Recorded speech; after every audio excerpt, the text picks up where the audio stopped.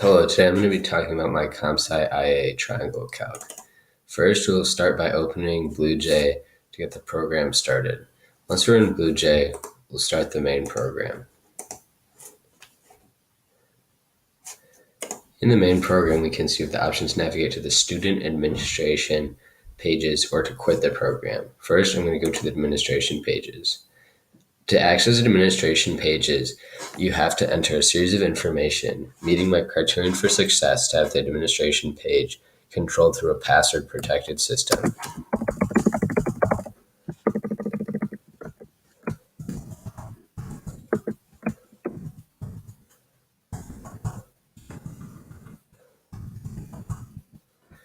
Once I'm in the administration's page, I can see I have a variety of options such as quit, search, display all names, add, delete, sort database, save to file, or return home.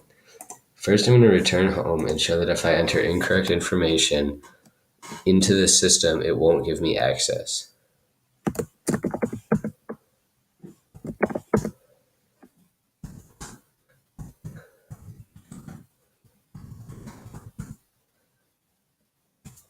And it simply quits the program.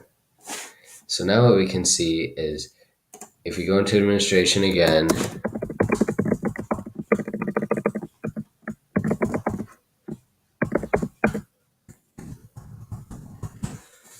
you can do a variety of different things. So let's say I want to search for a person in the database. So it prompts me to enter their first name and last name. Then it will provide me with a series of information. And here, for this person, I only have their first, last, and period provided to me.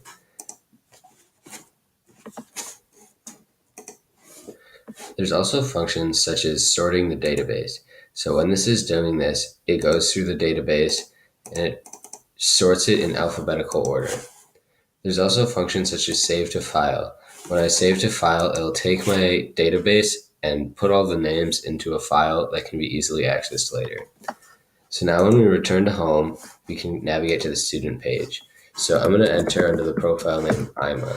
So within this, we can see that there's a page presented with the degree measurements, the side measurements, and then two buttons that gives you the opportunity to enter the angle measurement.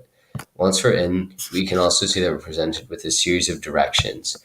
The process of entering a name meets my criterion for success to have to enter a name so that all students' information is categorized. Also, to have the directions meets another part of my criterion for success. So first we can see that every time this is done, there will be a new set of numbers that is generated. So when I go in here, I need to use my trigonometry skills, and I can deduce through those that this angle measurement here should be 53 degrees. So that says correct.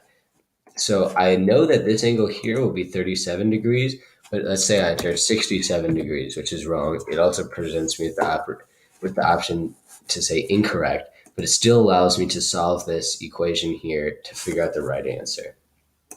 So now I can quit that and it ends the program.